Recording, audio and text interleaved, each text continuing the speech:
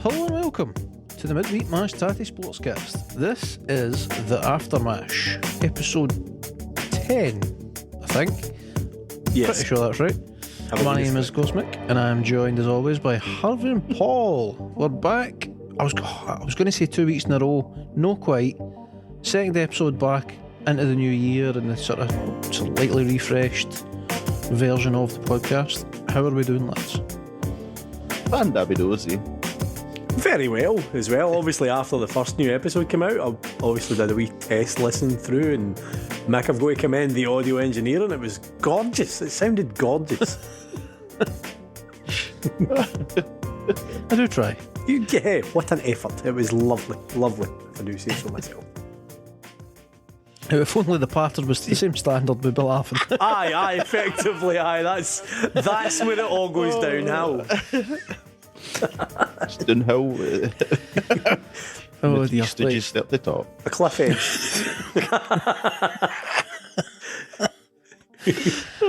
I do believe Harvey would like to kick us off with some questions. Questions This week. Yes. So, Fire away.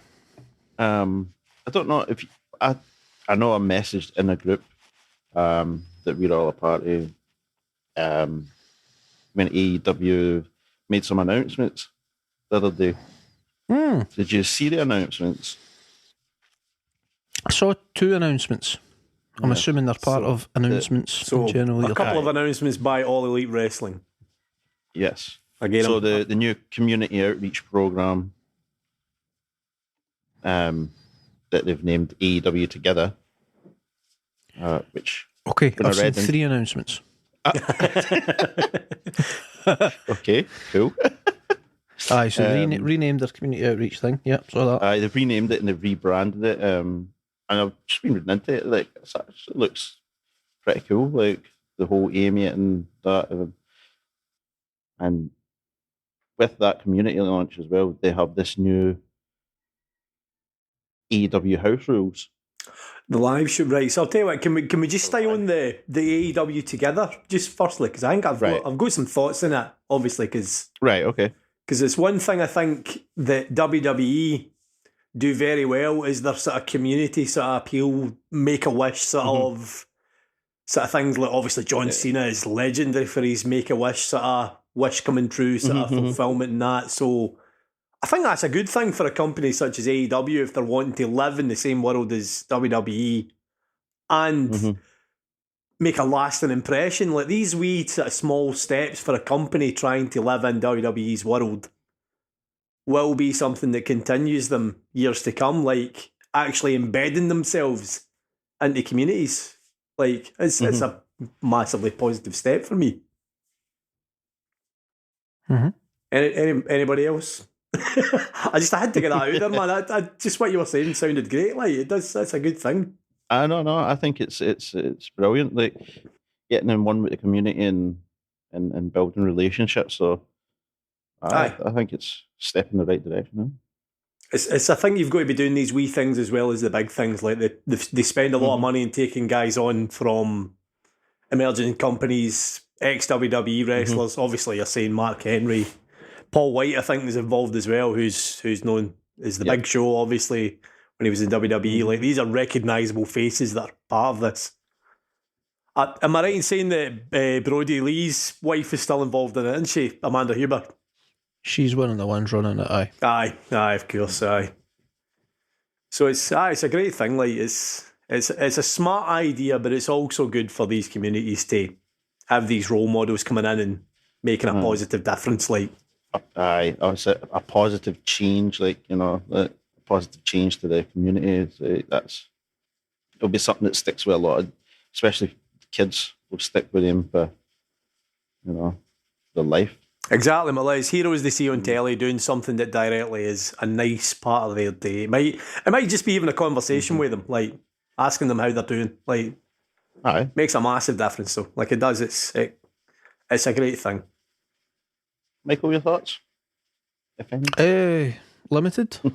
Limited. Question mark. I mean, like business standpoint, makes sense.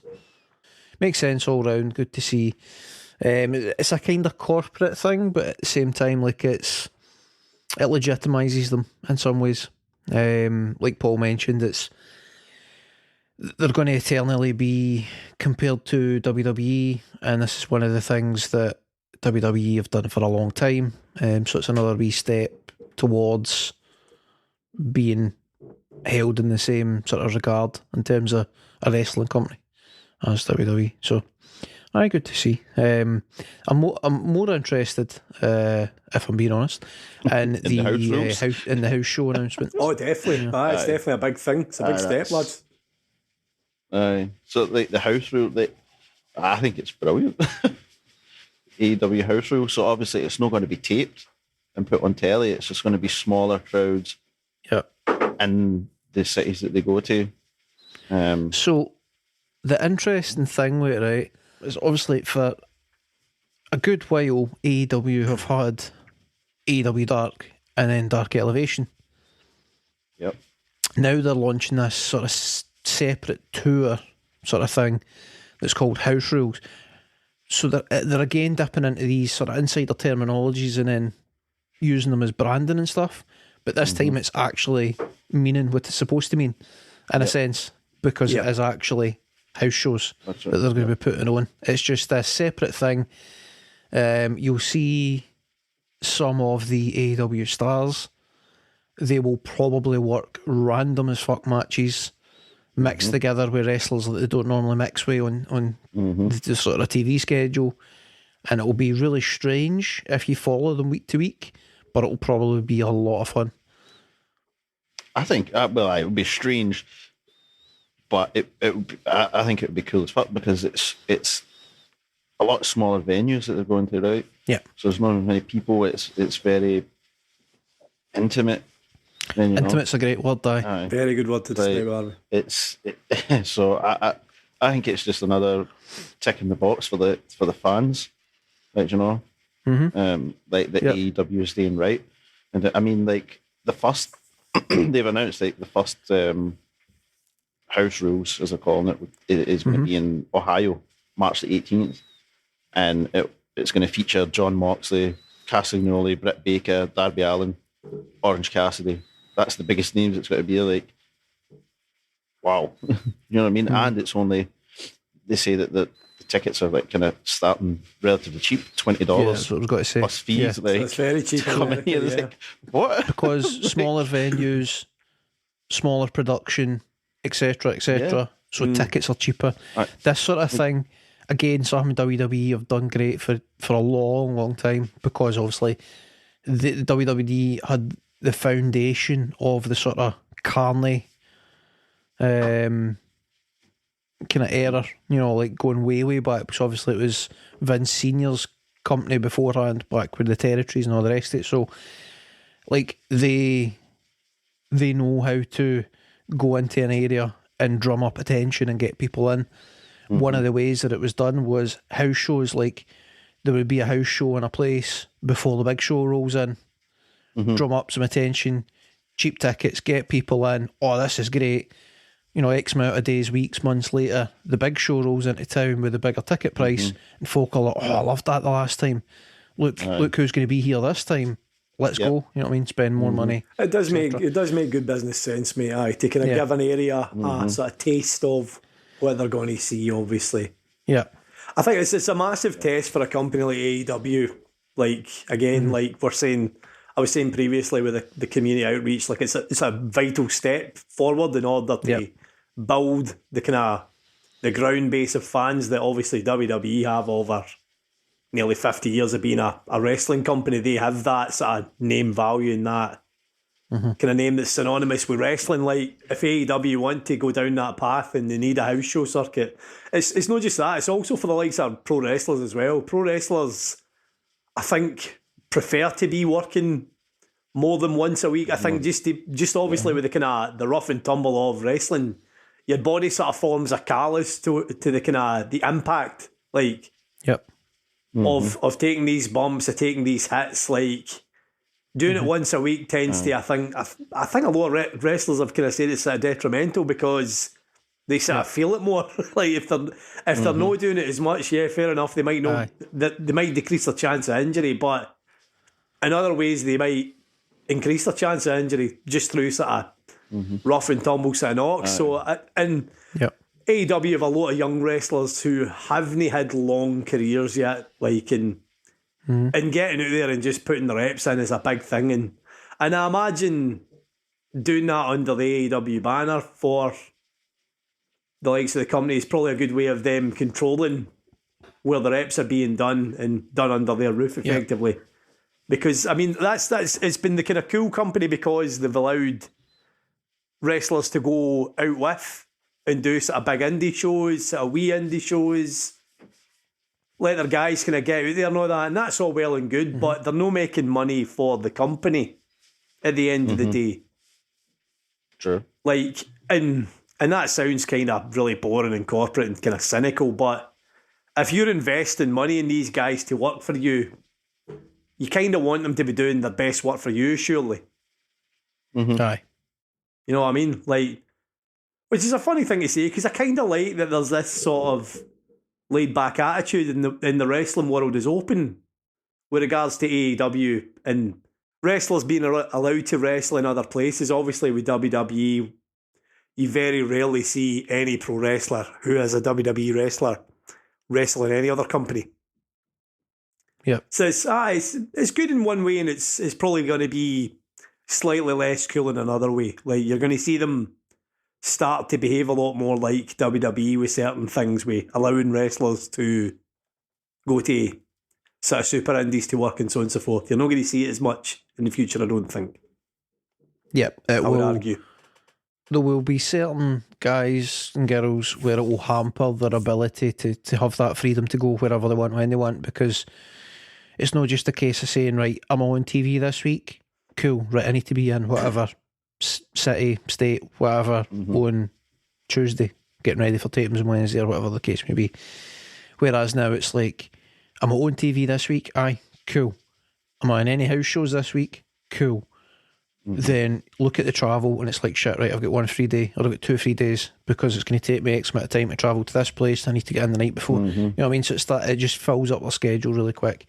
But on the flip side, like Paul, you're saying, like, the positives for the most part are going to outweigh any negatives, but be quite a bit. It's great for the company. It gives them more of a footing to sort of bring up their own stars in a way, because before the system was bring in people with a bit of indie experience, put them on dark and dark elevation, let them get the reps in, and then put them onto Dynamite or Rampage when they're quote unquote ready. Yeah. Whereas now they can have people come in and do trials and house shows. Exactly. They can sign somebody to like a development contract or whatever, and they can be on house shows until they're ready for dark. You know what I mean? There's that extra wee step there. That's a phenomenal thing. It will be a massive logistical test. Nah, that's one thing that's true, because they're going to need teams to travel the country for house shows and for TV shows. So that'll be interesting to see how they cope with that. Aye. Yeah. But then again, that's more sort of training and development for the company, because if you're going to go to switch to Rampage as a 2-hour show at some point, then logically you then split your tapings rather than taping Rampage along with Dynamite, because now you've got 2 hours of Dynamite, 2 hours of Rampage, you've got however long they spend taping dark and dark elevation. Like, it's just too much. That's one thing I was going to say, Mick, is that I think people attending AEW shows are feeling like it's too long a session to sit, because they're recording for YouTube, they're recording for TBS on the Wednesday, they're recording for TNT on Friday. Yeah. Sometimes it's a 5-hour show, which, I mean, if you're taking kids, it's a long time to keep kids entertained. Like, I mean, fair enough. The wee man or the wee girl might want to see their hero. They've turned up in their Orange Cassidy denims with their shades on looking cool, but that's going to get really boring. Like, it's also... It's a long time to engage fans for. It's also a nightmare for booking. Aye, and that too. Like, you need to book your shows individually and have your kind of peaks and troughs through the show and have a nice flow. Your ebbs and flows, that's the phrase I should have used. Aye. But then you're not just booking a Dynamite or a Rampage when you're doing these back-to-back tapings in the one place. You're having to then think about how the matches are going to unfold through the night across multiple shows that you're taping. Whereas if they split it up, which they now have increased option to do so, because at some point in time they could basically have like house show on a Monday or a Tuesday, and then in the same state but different bigger arena, they then film for, or potentially in the same smaller arena they film for like Dark and Dark Elevation or whatever. Bigger arena, they film for Dynamite and Rampage, or they film just Dynamite. Then they go to somewhere else a couple of days later. Again, you can have a house show, and you can film for Rampage. It gives them these options as they sort of improve their logistics and kind of get a hand on that. So it's cool to see them making these steps. I think it continues to be good for the pro wrestling business. I mean, obviously we know it's a kind of niche sort of thing now for people. Like it's not maybe as big as it once was, but them being a big player in it definitely makes both companies a lot more fun as far as the major companies. Like WWE has been a hell of a lot better in the past 12 months with the challenge of AEW. AEW has still for me is the much more fun product to watch, but there is definitely choice now out there, and it's because it's not monopolised anymore. Harvey, did you have other questions? Well, Paul just reminded me of something. Oh, right. This is what I was going to... So, Jade Cargill. Right. So while we were talking, and Mike, we were talking about the house rules and stuff. Wow, that would have been a great place for Jade to start with it, no? Anyway, so I mean, I'll not be too harsh on her. She is improving, but is she a 50-0 caliber wrestler? So you're pointing to the fact that she has had 50 professional matches as a pro wrestler. She's won 50, and she's a champion who's on TV. Aye. Is she deserving of that sort of hype? I think, unfortunately, lads, I know this will kind of jar with your kind of take. I think yes, because she has undoubted star power compared to the other women wrestlers in AEW. Like, she's not for you guys, I don't think, but there is definitely an audience there for her because they react to her. Like there is definitely a sizable reaction within an arena when this big goddess looking lassie walks out with the white hair, looking like Storm from X-Men. Like, people really want to see her. Is she a perfect pro wrestling worker in the fact that she's a natural at that side of it? Well, no, because she was a fitness model and done basketball in college, like to a pretty high standard for what I can gather. But you can't say she's not a star, and that's something that in the women's side of AEW they really don't have. They don't have bankable stars other than what's on their kind of A program now with Britt Baker and Saraya and Toni Storm. Right, Michael, before I let you go, right? Another question here. They've built her up, so who's going to take that belt for her? Who's she going to lose to? Eventually, she has to lose. Eventually, aye. Realistically, who's going to take that? Who's going to make it look realistic? How are you going to? No, nobody wants to answer. I think at this point in time,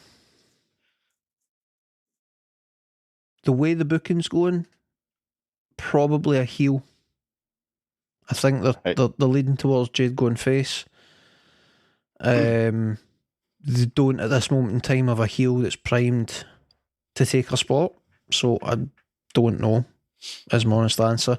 There's plenty that they could use, but with the current sort of cycle of booking, there's nobody ready for it in terms of the booking, no in terms of ability or anything else. So I don't know what their direction is. It could be a left field thing, like they could have somebody like Statlander come back out of nowhere and take the belt. I don't think they will, but they could. Depending on what Willow's involvement's going to be with the developing sort of tag team-ish feud that they've got going with Toni Storm, Saraya versus Britt and kinda Ruby Soho, which is interesting. I don't actually know what's going on there, and obviously Jamie Hayter's involved with that and stuff. So if Willow's free for that now, I don't know if she's still involved with that story, but if she's free for that now, she's somebody that could certainly step in and take the belt, and it'll give her a big boost and give her something to do week to week, which would be great to see. She could work heel, but her forte is definitely an underdog babyface, so I can see her doing like a week to week kind of open challenge thing where she gets her ass kicked. She's got to find her way to come back every week. That could work for her for a wee while, so I wouldn't be mad at her as a babyface champion. But again, as I say, the way the booking's going with Jade seems like they're slowly turning her face, so I don't know what to do. I would argue it's even naturally coming though, the babyface thing with Jade. Like week upon week, she seems to be getting a better reaction. Fair play her with some of the things that she's doing in ring, like the ability to carry Red Velvet up the stairs above her head and then throw her in was I was impressed. Like, right, but Red Velvet's about 5. Of all the wrestlers in that division, Velvet, my daughter weighs just about as much as her, man. It's no that impressive. I think you've got to consider you're climbing upstairs, you're walking upstairs in wrestling boots, steel stairs, onto in front of people, and you're on TV, so like there is a lot of pressure on you pulling that off perfectly. Like there is no she nearly got it. She has to do that, and she did it very easily. Right, like you have no margin of error there. Let me go back to the earlier point. Fine. Right, before I give my review of Jade, a shiz, let me first say the 15-0 thing does my head in. For a company that for a long time put a lot of effort and emphasis on their rankings and stuff like that, this 50-0 number is a culmination of all match types, including tag matches and whatever else she's been in. It's no singles matches, so therefore it is a useless number, a useless stat. Means nothing. However, they're selling it as this amazing thing, and I called this months ago, by the way. We spoke about her undefeated record and all the rest of it, and I says they'll be going for 50-0. That's been the goal all along. I think she's got a couple of wins to go. She'll finish on 51-0, 52-0, and then she'll take that first one, that first L, that first loss. Who it's going to be, I don't know, but they're going to have to figure that out pretty damn quick. But aye, that's ludicrous. But anyway, that aside, we're at a point where she's had a couple of matches that were decent, but she hasn't yet to have a single match where she hasn't had something happen in the match. She's far too green for somebody that's supposedly a 15-0 record for me. And it's getting increasingly frustrating because she's getting over. So AEW have booked themselves to a point where they're going to have to turn her face, and they're going to have to somehow get her to wrestle different. Which, I don't know, incidentally, if she realises this or not. Maybe this is me, but maybe I'm overstepping here and making assumptions and potentially offending her if she was to hear it. I don't know if she realises that when she goes babyface, she has to change her style a bit. She can't wrestle the same way, and like she'll not continue to be over week on week, being a big bruising badass and a babyface. It's no, like, it'll get old. It will.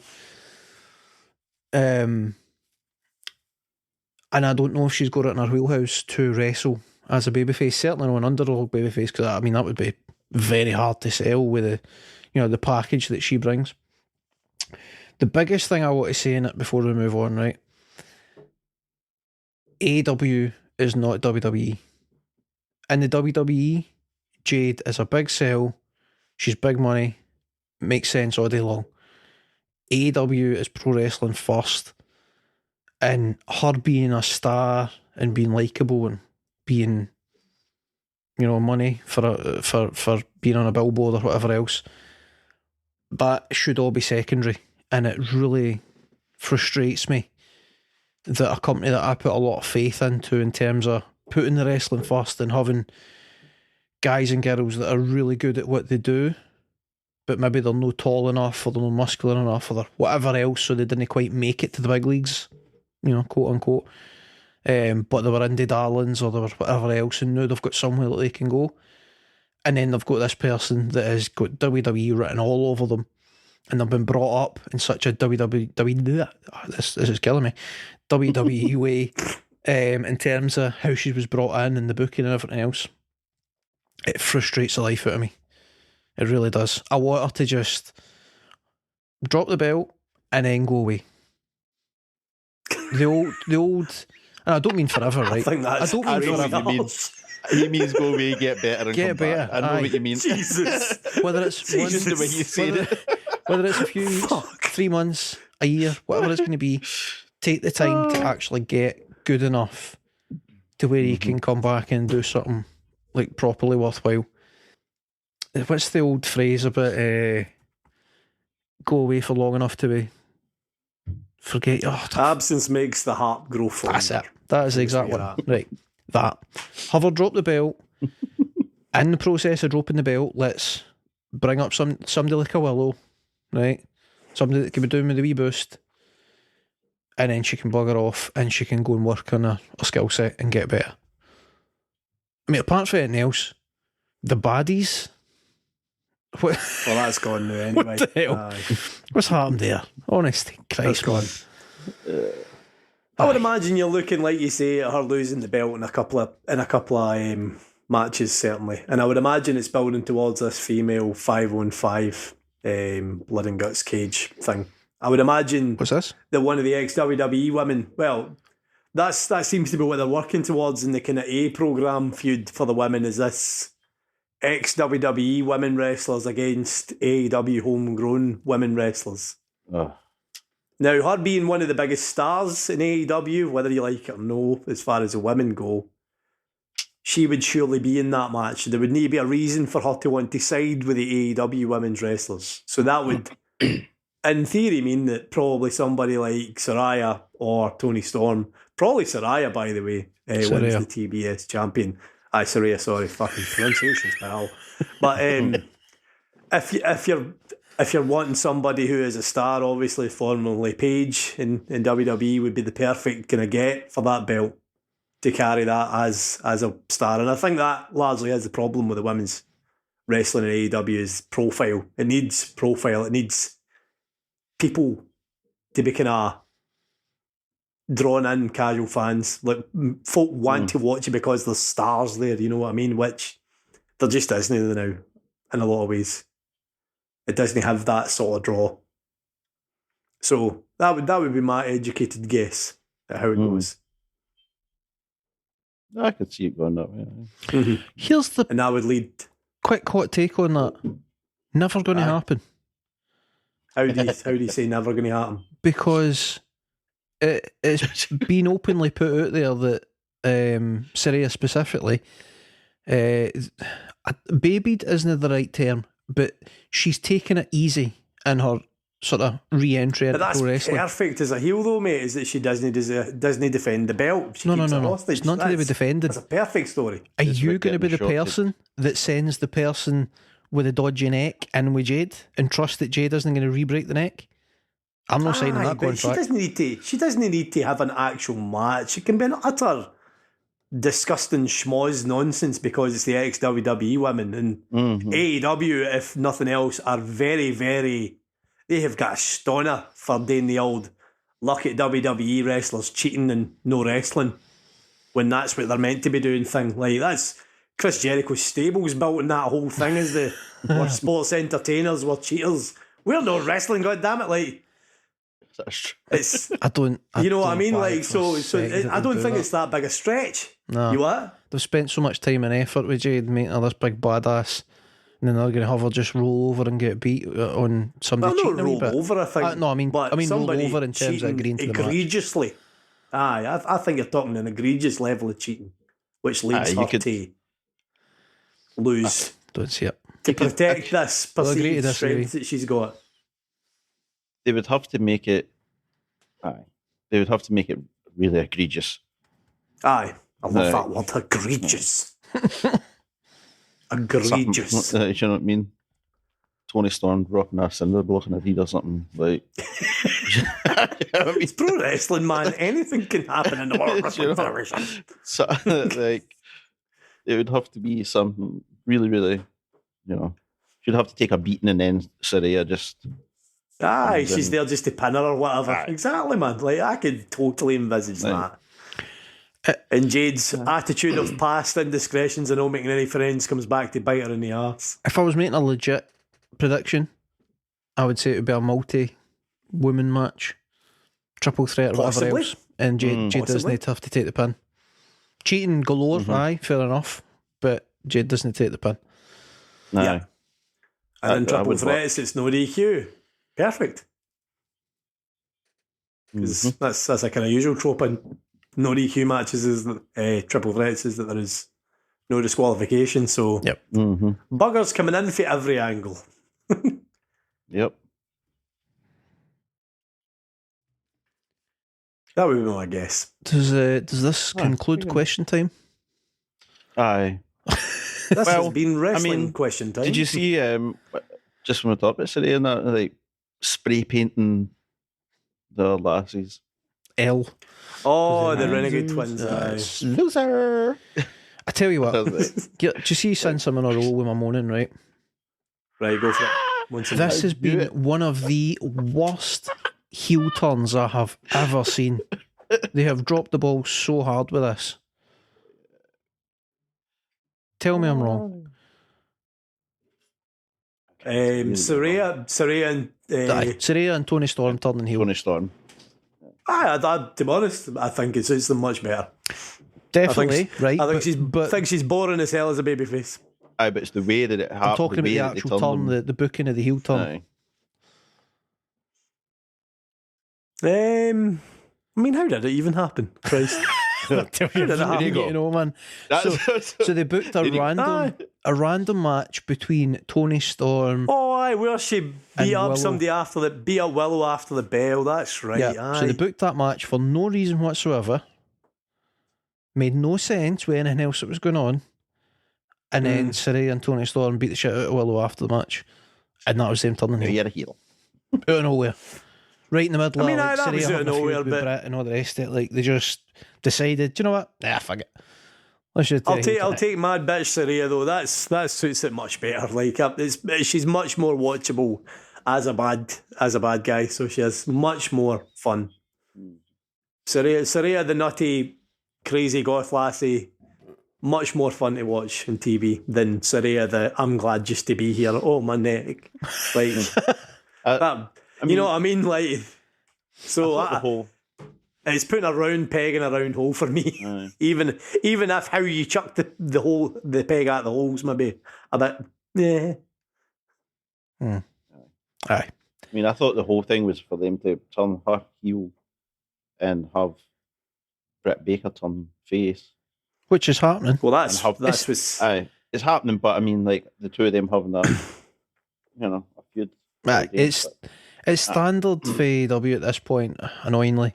And we've spoke before about how they can be really, really good with booking, and especially like sort of long-term storytelling stuff.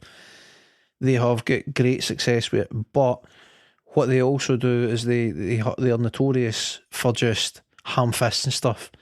Like, they go so far with their booking, and they think, right, where are we trying to get to? How many more weeks is that going to take? Oh, bugger that, can't be bothered. Right, just do it all the night. You know what I mean? Like, they just chuck everything at the wall. They can pick up the dinner plate, fire it at the wall, and like, let's just see what we can do here. See what sticks. And I think that's what's happened here. I think they've had grand plans, and then for whatever reason, they have hit the accelerator and made it happen a lot quicker than originally intended, for God knows what reason.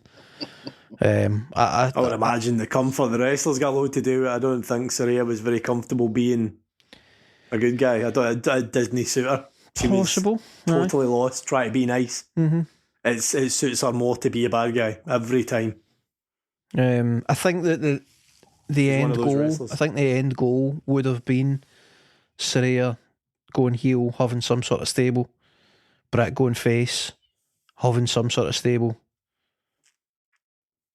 Having some sort of feud that they can come back to with the tables turned. They've sort of had this role reversal. And out of that birth potentially the beginnings of a tag division. Hopefully bring up a couple of new stars that can kind of bolster the TBS title picture, that sort of thing. I'm sure this was all part of the grand plan, but for whatever reason they've just hit the fuck it button. Yeah, potentially, mate. So now I would say there's pressure on the ladies to make this watchable and keep the fans engaged while they figure out what the hell they're actually going to do with it. Potentially. I mean, I think it's been fairly watchable, I've got to say. It's not really offended me greatly. I don't mind that it's driving towards the ex-WWE women versus the AEW homegrown women. It's probably been the most watchable thing they've done in a long time with the women in AEW. That I've actually went, this will be fun. Like, I'm actually looking forward to the kind of the Mad Mental Cage match with women battering themselves everywhere. How like you say, Saraya survives in that with the kind of neck issue, kind of issues that she has. It's worrying. Probably just be. But she's kind of held up physically whenever she's been in the ring lately. Like the tag match she had, she looked fine. Like, she was protected though. She was heavily protected in that tag match. But then I think she'd be protected in the blood and guts match too. I don't think she'd be in any position that puts her at any risk, and that's fine. Mm-hmm. Like, that's all right. Yep. She's no there because she's a tremendous wrestler anymore. She can't possibly be that anymore because of her injury history. What she is though is a big face, which is what the women's division sadly misses and has done since AEW started. 4 years ago now? It would be, it's been 4 years nearly. Mm-hmm. Like, it's something they have hugely missed is somebody that's worth watching. I actually had another fucking quick. Something reminded me of something else there. Question time continues, ladies and gentlemen. I know. I'm turning this into it's just fucking wrestling now. What's going on with Keith Lee? Don't know, man. I guess he's on holiday. Chilling it. Like this, obviously he's out because he's injured. Remember the whole when they actually the cinder block thing, has he not been back since that? Yes. Oh no, he's been gone since then. Jesus Christ, that was stupid. So he's still injured. Mm-hmm. So I'm thinking, like, so when's he coming back? Who's he coming back for? Like, what are they going to do with him? I need a clue. Well, I need a clue. Since it's AEW and no WWE, I would say it's a safe bet it comes back with the same name and more or less the same gimmick. So that's a start. As for what they do with him, they're probably waiting and figuring that out. Like, they'll be waiting for a time where they're like, could use a big monster here. Ideally a babyface monster. I've got the very guy. The very man. When that comes about, I don't know. Mm-hmm. I wouldn't be shocked to see him turn up randomly on like Dark or somewhere though for a wee tune-up match. Aye. Just kind of out of nowhere, and then he'll be sort of shoehorned into a feud somewhere. I don't know where he turns up. They've got a lot of these big guys all of a sudden that are kind of unused. They're kind of waiting. Willie Hobbs, Miro, Keith Lee, Samoa Joe. They've got the biggie boy division right there, man. Mm-hmm. There's a lot of big men there. Right, speaking of big meaty men, by the way, fuck wrestling. Duhan van der Merwe, there's a meaty man. There's a very meaty man that slaps meat. One of the biggest wingers Scotland's ever had. Shame he's not Scottish, isn't it? I was just going to say, he's fucking South African. I wondered if it was because it was Tim Visser, one of that used to play for Scotland, but he was Dutch, wasn't he? Remember Tim Visser? He was a winger as well. Was he no just heritage? Was he actually from Holland? I think he was actually from the Netherlands, He was actually from the Netherlands, but obviously he lived and played in Scotland for years, so Scotland went, "Mon mate," and he played for Scotland. But aye, Calcutta Cup. Aye. Calcutta we have been on here on Age talking about wrestling, the minutiae of wrestling, and haven't yet made it to the Six Nations opening weekend. Great success for Scotland. Long may it continue. 29-23 in England's backyard in Twickenham. Love it. Only. I mean, brilliant. We won the game. But you know, sometimes we just switch off. Like the 2 tries that they scored were just due to us switching off. Like defense, and it just makes me think like if we have the discipline. Like the top, like the top 5 teams in the world have. Like if we have the discipline that they have, like where could we be? Aye. Do you know what I mean? Then it's like got to look at the progress that we've made and think that plenty of progress. Everything else has been climbing and getting steadily more world class, like getting to a higher and higher level. They're at a point now where if they can just bring up this sort of focus and determination and just reduce the number of unforced errors, then that's a legit top 10 team in the world. Aye. Top 5 team, mate, potentially. They're just there's these wee things where they just switch off at times and they just do stupid things. Not a stupid thing. Like the kick, there was how is that? How was he able to by himself? Oh, well, England's first try where he literally, he's in no man's land by himself receiving the ball for a try. Oh my God. How does that happen in professional rugby, man? That's just, I'm like, what is going on there? Then a second try. I mean, they had the overload, but like Hogg, I don't know why he just didn't stay on the outside man. They had committed to the inside, and then they just took the overlap, and that was it. There was 2 men coming to tackle. I don't know the English player's name, but Hogg just stepped up, and I was like, "Oh, you just gave him a try." Before he even passed the ball, I was like, "Oh, you could see what was going to happen." And I was like, "It's like, why?" It's a tough decision, though, in the moment, that one. Like, I mean, somebody at his level, like he should be focused and just stay on your man. Don't let them draw you, and then just trust that somebody's going to be there to get the other guy. But the thing, he can see him though. He can see the 2 of them coming and him because he's on the outside of them and he's seeing them coming. Yep. So I don't know. I mean, I think it's a discipline thing, man. It's an unforced error, essentially. Well, it's kind of forced. Scotland are characterised both at this stage under Townsend. They do some wonderful things, but they do some things that you're wondering how the hell have we got here. Speaking of wonderful, and on a slightly more positive note with it, Scotland scored in the same game where they've beat England at Twickenham, took a bonus point. They scored 2 absolute all-timers. Two of the best tries in the history of Scottish international rugby. Like a team try and an individual try. And both of them were amazing. Aye. Aye. That's what I can say. I mean, the thing is, where do you put that first try though for Duhan van der Merwe? I mean, is it individual brilliance, or if you're an Englishman, are you wondering why the hell a man wades through on his own half the field? Well, he basically covers half the field. It's individual brilliance without being touched. The thing is, I know where I stand. The thing is, there's you can find these guys, like there's guys that do that on a routine basis. You know what I mean? For him, that's a defining moment.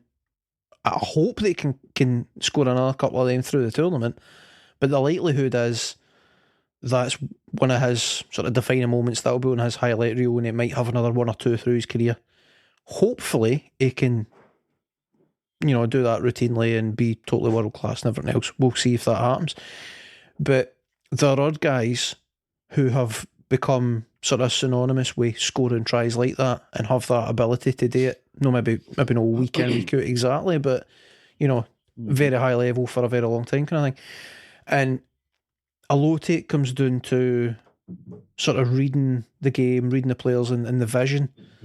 So it's maybe you could say from an English perspective, defensively they've let themselves down there, they've left a hole in the initial line for him to get through, and then none of the players that have been in a position to tackle him have been able to do so, sort of thing. Nobody's read what he's doing and came across and covered and got him down, sort of thing. But from the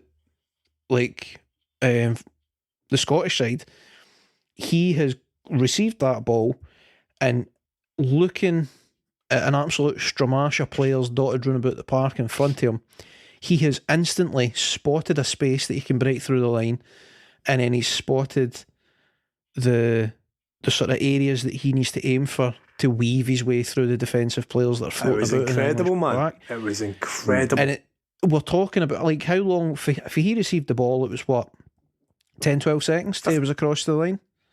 Aye, 50 metres in 12 seconds, effectively, like through traffic. That's reactions, you know what I mean? That's not even decision making. That's just looking up, seeing what's there, and just instantly computing and going, and reacting to what's happening. So, but that's a long-winded way of saying, individual brilliance. It was incredible. It was a human bulldozer. Is what it was. I would say it's a bit of both. That's what I would say. You go down individual brilliance. I think it helps with him being a good 16 stone and 6'3" as well. Like that's not a normal human being you're stopping there. That is a monster of a man that can run at some pace. Like he's a giant. He's such a big boy. If it was the other, man, there's two English players right at the end that should have taken him in, but he's found a way to. The only one I would say is the last guy that came on to him and he went high rather than low. The big forward that was the last man to try and tackle him. And then the one before that, when he stepped and he just put his arm out and didn't even try. That's. Aye. Yeah. Although again, you wonder how strong a stiff arm he pushes off with there, judging by the second try, where he just forces his way through. That's the one that goes high. That's the guy who's went high. He pushes him off. He just kind of shoves him off him. If you try to tackle somebody that's running, you don't try and tackle him high. I'll see you've got a better perspective of this, obviously. But then on the flip side, if I'm playing devil's advocate, when the English fella tries to go high, so they're talking about the individual try, the last man that tries to tackle, it's the big forward with the scrum cap on, he's coming in high, and Van der Meer, I struggle to say his name, man. Van der Meer, do you pronounce the W? Van der Merwe. Does he pronounce it like a V? Anyway, we know who we're talking about. Aye. So he just fucking shoves him off. Yes. He hands him off, but he does so backwards, right? So Harvey, what you're talking about is like you don't go high on somebody that's coming towards you because they've got all the momentum in the world to hand you off and just knock you off your feet. But in that instance, backwards? He hands him off sort of back to the side and kind of back. So the momentum, he does. He pushes them backwards in the favour of the English player. He basically runs into a hand and goes, "Oh, you bastard! What was that?" As opposed to Scotland player charging on hand in front, which is even worse. Which for the English player, which would be what? No, aye. which is worse for the English player. What I mean to say is, when you go high on somebody, when you're charging on them, it's a slightly safer route as opposed to when the player is charging you. When they're charging at you, you want to go low. You know what I mean? Hip or lower, knock them off their feet. I always go low anyway, but well, you're taught to go low. But like he's big bruising guy. He's seen somebody that's getting away from him for whatever reason. He's just decided rather than dive for the legs, he's just going to grab a hold. He's probably thinking, "I'm no stopping him getting across the line. I'm going to bear hug and I'm going to hold him up." I think that's what his intention is to try turn them falling. But what I'm saying he's trying to stop him touching the ball down. The handoff is impressive and it shows a lot of upper body strength because the guy's coming in at this angle and he's basically what he does is he pushed himself away from the England player, if you look at it. He's just pushing himself away. He does, he just he just pushes himself away. So there you go. Last time. The last three. Dom Brandt is who he shoves off. I'm just looking back over it now. It is. You've got individual brilliance in there, but you've got very incompetent defending too. I mean, you watched the full game, Harvey. Was it? I mean, as far as I could tell, and I mean, I'm no a rugby expert the way you guys are. You guys played rugby. I'm a football fan watching rugby, which is the worst. But I'm the worst kind of rugby fan. I'm a football fan who just treats it like 15-a-side football and shouts at penalties that are absolutely obviously penalties and all that. So, were England the better team yesterday? And is it a case of them not taking chances? No. I felt like Scotland were very efficient with the chances they took. I would not say that England were the better team yesterday. No. Right. Okay. There was moments in the match where both teams were doing things very well and both teams were doing things that they shouldn't be doing. It was just one of them, but I think yesterday the better team won. Fair play. For sure.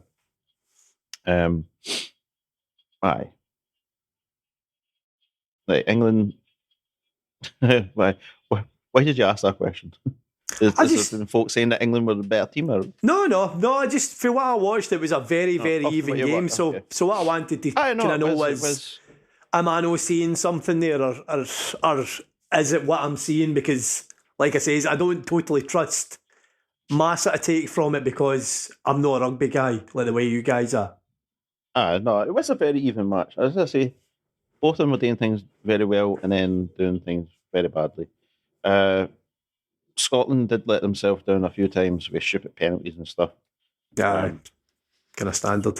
So the score could have been a bit more, but I mean, beggars can't be choosers. Do you know what I mean? I'm happy with the bonus point and the win at Twickenham. Bloody right. 3 years in a row. So I'm not going to be too critical, but I don't know. But for us to take that next step, we need to be more disciplined. Think about things a bit more. Well, the next test, obviously Wales, by the way. Definitely have a better awareness as well.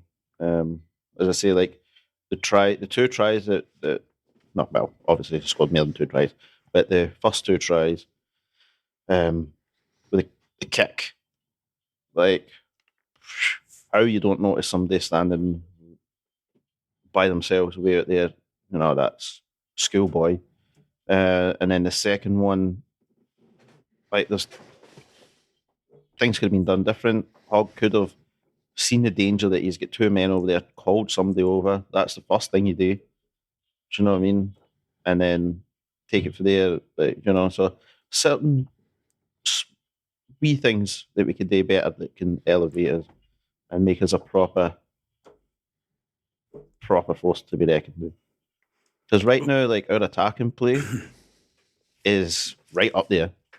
Mm-hmm. Like, nobody can take that. Like, our attacking play is brilliant. Like, for the back, like, we've got arguably the best 10 in the world right now. You know what I mean? Oh, absolutely, aye. And when he's on form, the best centre. Well, actually, Van der Veer plays in the wing, didn't he? Aye. So, like, one of the best wingers in the world. You know, our centres are up there. So, like, attacking play is not the problem. Sometimes the decision making from certain players kind of lets us down, but that comes with time, unless you're number 10. Very still sometimes the things, but anyway. So I think just defensively and then, you know, giving away stupid penalties. I think that's maybe where my view of England being the better team comes from, was how quiet I felt Finn Russell was yesterday. Like, I didn't feel that there was any mad. Do you know him? I saw a thing. It was on Twitter. Somebody had linked to it. Somebody was kind of analysing them a wee bit.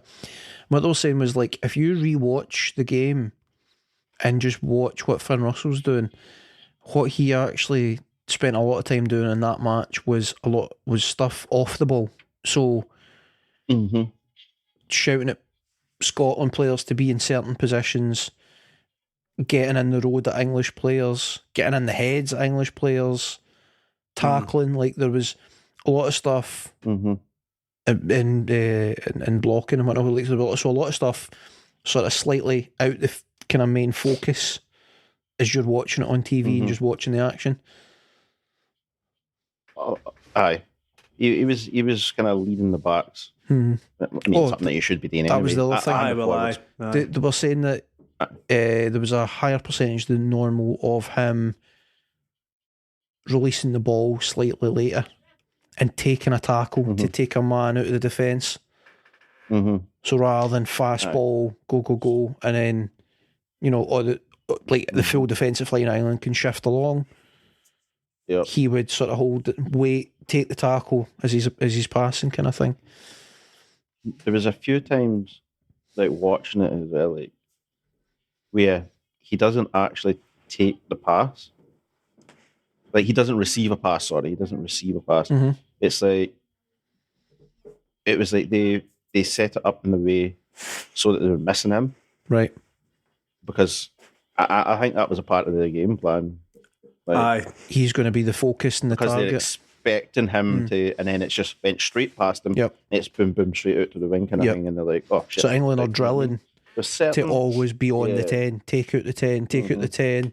They're no creative. We can shut them down. But then Scotland's just like, fuck it, we'll just not use them. I did feel like that a wee bit, though. It wasn't a loud game from yesterday.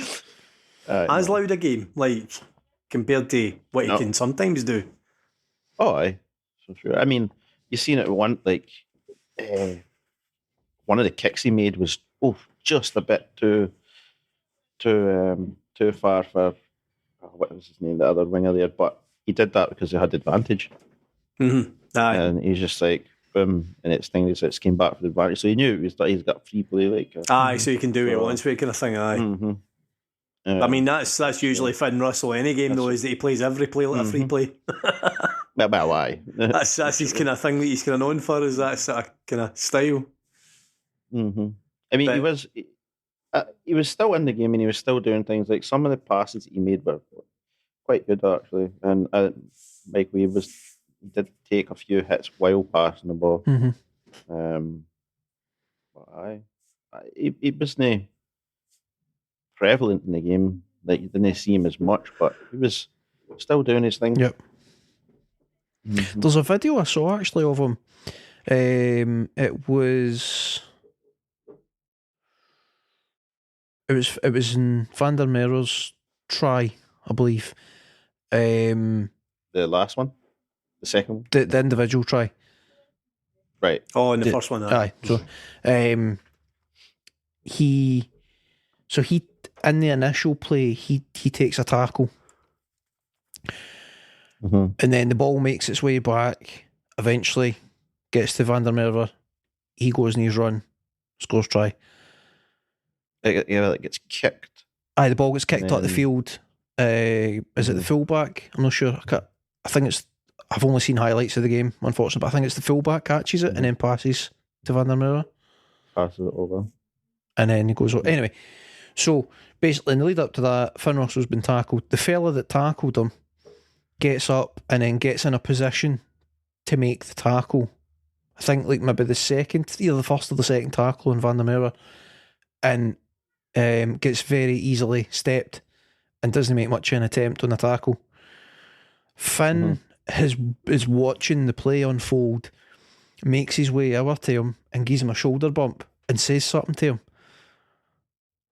And it's like getting in the player's head. Like he's just basically ran on and be like, haha, you're funny, you fucked that up. I don't know what he's actually said to him. But like if you can find that clip, or if I can find it, I'll send it to you. But it's quite funny. Looks like maybe the second player or the first player, maybe. He's dived for him and he's alright. It'll be that one of them anyway. By stuff like that, getting in their heads, you don't always see it on the camera. Of course, like camera can't pick up everything that's following the ball. Yeah, like on the live game. Sorry. So you don't always see those types of stuff, but trust me, it happens a lot. It's all going on. What about the next game for Scotland, by the way, against Wales? Wales? What's the expectations? Obviously, it's Scotland in charge of Wales again. And I watched the Wales Ireland. I watched it against the Ireland. You watched it as well, Harvey, didn't you? Mm-hmm. First half was an absolute disaster. Second half was very, very much improved for Wales. Aye. But they didn't take their chances. I think Ireland are lucky that Wales messed themselves up so many times, especially towards the end of the first half. I remember sending a message saying, like, if Wales score next... I do remember that. Half the game changed. And it looked like they were going to, and they just messed it up completely. I think if they scored that at that time, the second half, I think would have been completely different. I think Wales would probably have went on to win. I think folk will look at that score and think, oh, Ireland battered them. I didn't really tell the story. In the entirety, Wales let themselves down majorly. It the was amount of penalties they gave away, like soft stuff. Ireland just capitalised, and it just showed, like, when Wales had the ball and they were making ground, and it just seemed like once they got in the last 5 to 10 metres, like in between 5 and 10 metres of the try line, it's like they just went brain dead. Which is something Wales used to do to other teams, though, it was so un-Wales-like of them, because usually Gatland's Welsh team, it was the sheer bloody mindedness of them that frustrated teams. Like, obviously, they're quite a pragmatic and safety-first team, but they were phenomenal at making you work until an error came. But that seemed to be Wales's issue more than Ireland's. Like it was weird. But of course, it's Scotland at Murrayfield. They'll be an absolute fucking nightmare next week. I mean, honestly, see if they could just sort out the stupid mistakes they did last week. Next week will be a very, very hard game. There'll be a danger, It's a major danger. Honestly, there was about 5 different times that I've seen that should have been tries for Wales, but they just switched off completely. Like, threw the ball behind, like somebody didn't look when they passed, and they just passed it behind the player. Line out, felt to bits. Like sit the line. Line out, totally felt to bits. If they took those chances, they would have beat Ireland. You know what I mean? And it wasn't like Ireland were forcing them to make these errors. It was unforced errors most of the time. And if they sort that out, as I say, next week will be tough. Will be tough. So, it's like I've said to you guys on here. I've said to you guys on here a number of times how much I dislike the Welsh national team at rugby, and it's jealousy at just how fucking awkward they can be. Like, amount of times I've watched a Scotland team go to Wales or they come to Murrayfield and it's an absolute bloody war of wills, and Wales come out on top just because Wales think they should. They've not been the better team. They've not played particularly lovely rugby, but yet they walk away with the win. Like, the amount of times that happens, man, over the past 10 years with that Welsh team. They just force their will.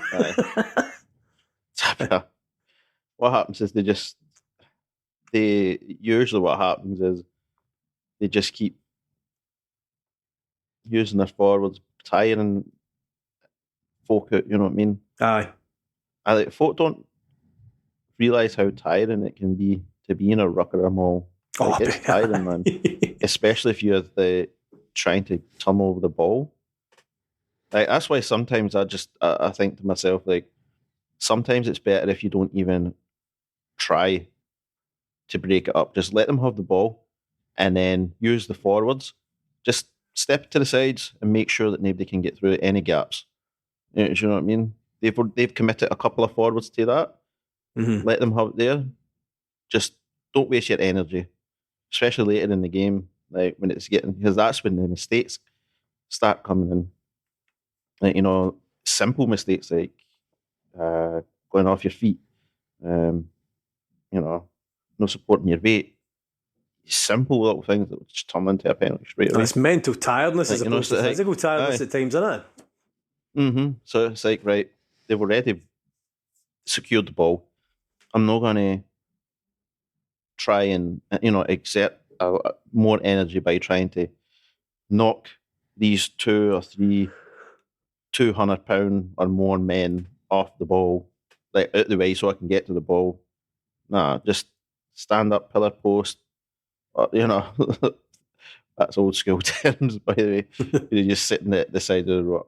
And then, help your back line. Like, just secure the ball. Like, just make sure they don't get through. But that's what they used to do. They used to tire you out, get the penalties, kick. That's it. That's how they come out on top most of the time. But yesterday, they were the master of their own demise. Demise, Sorry. Mm-hmm. An Ireland scoreline flattered them. There was periods of play where they were very good on the ball as well, but I think next week will be a tough test for them. I'm saying that. Italy had France in the ropes, to be honest. I remember obviously in the group text saying this will last about 60 minutes and then the energy will disappear because they're playing against probably the best side in the world here. They can't keep this effort up. And then Italy managed to it goes down to the very last play of the game, like where if Tommy Allen kicks that out tighter to the corner, like he should do and knows how he's not a bad player, Tommy Allen. Like, he is a good number 10. Like, he's maybe a bit lightweight and maybe a bit sort of, obvious today suggested that he maybe panics a bit. But when sometimes he does kick long balls into touch, like he gets so much length in some of his kicks today. Like, they really dragged Italy up the pitch. But they're unlucky. They're really unlucky, man. To take France, the Six Nations champions, that close, man. Fair play, man. Took them very, very close.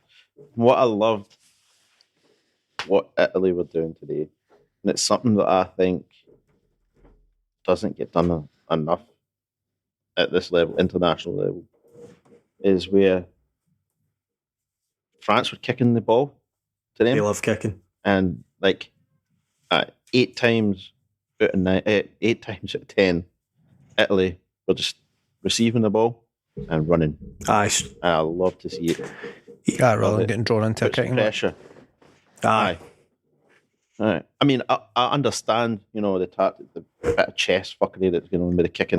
France love the kick chess. Aye, they really do. It's in internationals, but it's like, and it just proved today that I don't need to get into this. Just take the ball, run, and everybody knew that that's what they were doing, and they set up that way, and they just had the pressure on them. Like, France were expecting the ball to come back near their 22, you know what I mean? But they were like, nah, we're just going to run it, and guess what? We're in halfway. with the ball. Do you know what I mean? You're not having the ball, and it was good to see.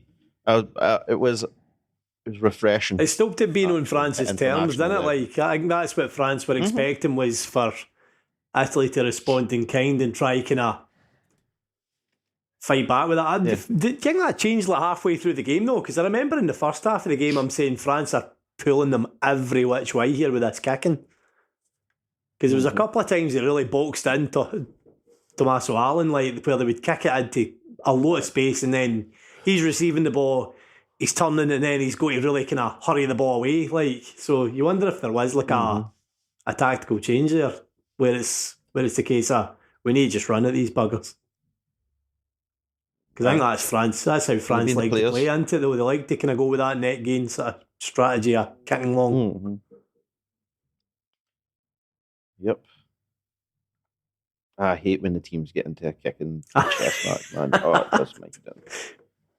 And we're kicking. Oh, he's outside his 22, so he's got to have to do this. No. There's a YouTuber that I'm sure we all quite like, that Squidge Rugby guy, who made a video about why kick chess isn't boring. Believe it or not. Well, he's a fucking liar. It is boring. I know what's going on. I completely understand it. Still hate it. Get it to fuck. Just run with it, ball. Just run it.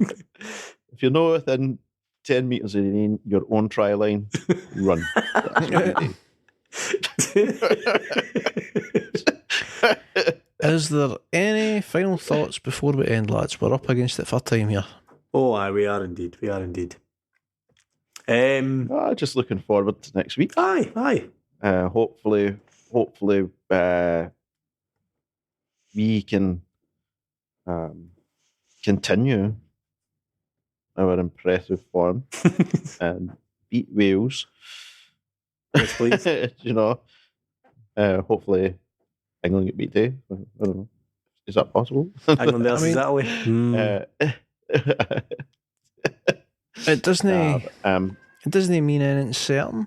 However, if we were to play the same way as we did there, then it would be a very similar scoreline you would expect, because Wales have got a way of picking up tries here and there when Scotland fumble. You know what I mean? When Scotland make these unforced errors, Wales they'll be there to capitalise, even if they're playing terrible. But if then Scotland, if then Scotland are scoring these phenomenal tries and being creative and being attacking, controlling the ball, controlling the play, then surely we're on to a winner. Surely. Well, they wouldn't spin for us this year. Aye. That's what It's a good place to start. It's a good place to start. Set the bar low, you always it's that dodgeball, isn't it? That's Vince Vaughn's thing in dodgeball. If I don't expect anything, I'll never be disappointed. You can't go off with just the first week alone, but it's seemingly all to play for. Like, everything's a wee bit helter-skelter now. The on-form teams have no had, or the favourites, if you will, haven't had like the best performances that they could have had for their opening week. They've arguably looked beatable. Both France and Ireland have. Oh, they look human, mate. They look beatable. So it is going to be interesting. Absolutely. If we can beat Wales, we could end up at the top. What I would love to see, one way or another, is a bonus point against Wales. If we can come out of the first two games with 2 wins and 2 bonus points, we put ourselves in a phenomenal position. Aye. You're in the fight. You're definitely in the fight. Especially like with France and Ireland, I don't see any of the two of them coming out with bonus points next week. That's going to be a tight game, mate. Aye. Win plus a bonus point, that we would go top, and then from there, like only only ourselves can. Hypothetically speaking, if we had a winning bonus point over, so we've got one over England, if we could do the same with Wales and Italy, then all we need to do is focus on getting past France and Ireland rather than thinking, right, we need to focus on tries here because really we could be doing with the bonus point because you don't want to be fucked up against Wales or we did, you know what I mean? They're in a position where it's when you're against these big problem teams, just win. One way or another, just win. Yep. Agreed. Exactly. Agreed. Right. Many weeks to go. Yes. Much discussion to have. Aye. Can be here morning next week. Yes. Aye, we could potentially. Oh, next week's the Super Bowl day. Oh, and the Super Bowl's next week as well. Good thing to chat about. Aye. I'll let you talk about that. I don't really. Aye. To do with American None of football. that. Get that advert ball to fuck, says Mick. Rihanna. On Rihanna, is Rihanna's it? doing the halftime show. Oh, good. There you go. Good old Rihanna. She found, did you hear, by the way, did you hear she found love in a hopeless place? Good so. I also heard that her favourite umbrella was called Ella.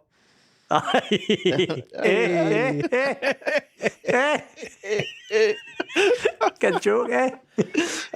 Tune in next week for more shit jokes, terrible pather, rugby talk, wrestling talk. It's all here.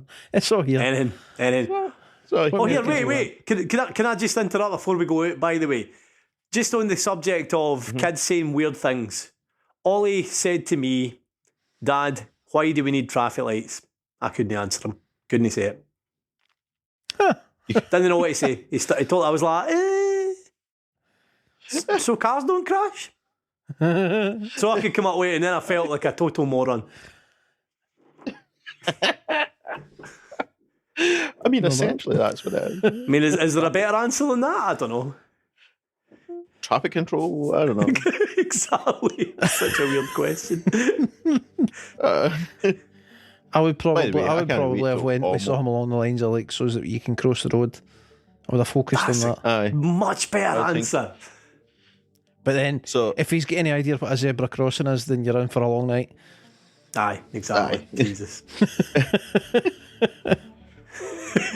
That's what. I mean, once the world goes fully automated cars driving, it's got to be so much better. You're not going to have drunk drivers knocking down folk. Oh, so many deaths are going to be fucking avoided. Anyway, well, that's on that note. On that note. On that note of sheer randomness. I just came to my head. I was like, oh, hi. Let's take a hard right in lights then, because they'll just fucking the photos will just give. Harvey's just flying away with us here. And I don't take drugs. Okay, right. If you have been, thank you very much for listening. I have been Mick. They have been Harvey and Paul. We have run out of our time. If we'd have saying goodbye, driver. Bye, driver.